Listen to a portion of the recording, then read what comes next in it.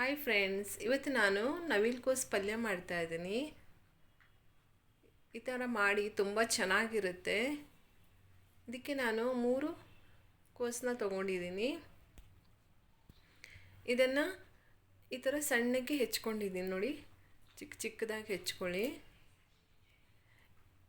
ಇಲ್ಲಿ ಒಂದು ಪಾತ್ರೆನ ತೊಗೊಂಡಿದ್ದೀನಿ. ಇದಕ್ಕೇ ಹೆಚ್ಚಿರುವಂಥ ನವಿಲುಕೋಸನ್ನ ಹಾಕೋತಾ ಇದ್ದೀನಿ.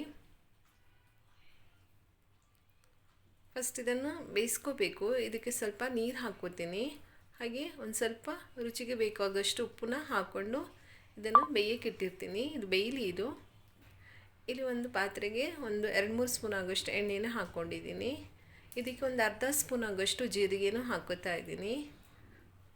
ಹಾಗೆ ಇದಕ್ಕೆ ಒಂದು 2 ಈರುಳ್ಳಿನ ಕಟ್ ಮಾಡಿರೋವಂಥದ್ದು ಹಾಕ್ಕೋತಾ ಇದ್ದೀನಿ. ಇದನ್ನು ಸ್ವಲ್ಪ ಚೆನ್ನಾಗಿ ಫ್ರೈ ಮಾಡ್ಕೊಳ್ಳೋಣ.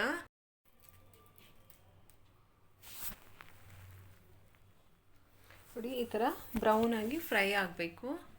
ಇದಕ್ಕೆ ನಾನು 1 ಸ್ಪೂನ್ ಆಗೋಷ್ಟು ಶುಂಠಿ ಬೆಳ್ಳುಳ್ಳಿ ಪೇಸ್ಟ್ನ ಹಾಕ್ಕೋತಾ ಇದ್ದೀನಿ. ಇದನ್ನು ಸ್ವಲ್ಪ ಫ್ರೈ ಮಾಡ್ಕೊಳ್ಳೋಣ.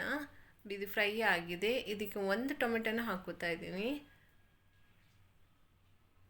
ಸ್ವಲ್ಪ ಬೇಯಲಿ ಟೊಮೆಟೊ ಇದರಲ್ಲಿ. ನೋಡಿ, ಟೊಮೆಟೊ ಬೆಂದಿದೆ ಚೆನ್ನಾಗಿ. ಇದಕ್ಕೆ ನಾನು ಒಂದು ಅರ್ಧ ಸ್ಪೂನ್ ಆಗೋಷ್ಟು ಧನಿಯಾ ಪೌಡ್ರ್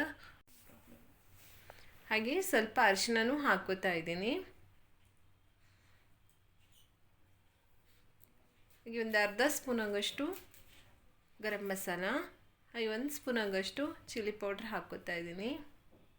ಸ್ವಲ್ಪ ಫ್ರೈ ಆಗಲಿ ಇದು. ನೋಡಿ, ಇದು ಫ್ರೈ ಆಗಿದೆ. ಇಲ್ಲಿ ನೋಡಿ, ನವಿಲುಕೋಸು ಅಷ್ಟೇ ಬೆಂದಿದೆ. ನೋಡಿ, ನೀರು ಬಸ್ಬಿಟ್ಟು ಇದಕ್ಕೇ ಹಾಕ್ತಾ ಇದ್ದೀನಿ ನವಿಲುಕೋಸನ್ನ. ಮಿಕ್ಸ್ ಮಾಡ್ಕೊಳ್ಳೋಣ.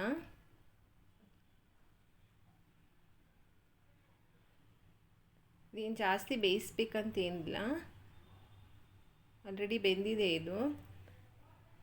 ಇದಕ್ಕೆ ಸ್ವಲ್ಪ ಟೇಸ್ಟ್ಗೆ ನೋಡ್ಕೊಂಡು ಉಪ್ಪು ಹಾಕ್ಕೊಳ್ಳಿ. ಇದು ಚಪಾತಿಗೆ, ದೋಸೆಗೆ ಎಲ್ಲ ತುಂಬ ಚೆನ್ನಾಗಿರುತ್ತೆ ಇದು. ಇದಕ್ಕೆ ನಾನು ಸ್ವಲ್ಪ ಕರಿಬೇವು ಹಾಕಿ ಚೆನ್ನಾಗಿ ಮಿಕ್ಸ್ ಮಾಡ್ಕೋತಾ ಇದ್ದೀನಿ. ಇದು ಸ್ವಲ್ಪ ಬೇಯಲಿ. ನೋಡಿ, ಇದು ಚೆನ್ನಾಗಿ ಬೆಂದಿದೆ, ಆಗಿದೆ. ರೆಡಿ ಆಗಿದೆ. ಇದನ್ನು ನೀವು ಮನೆಯಲ್ಲಿ ಟ್ರೈ ಮಾಡಿ. ಇಷ್ಟ ಆದರೆ ಲೈಕ್ ಮಾಡಿ, ಶೇರ್ ಮಾಡಿ, ಸಬ್ಸ್ಕ್ರೈಬ್ ಮಾಡಿ. Thank you.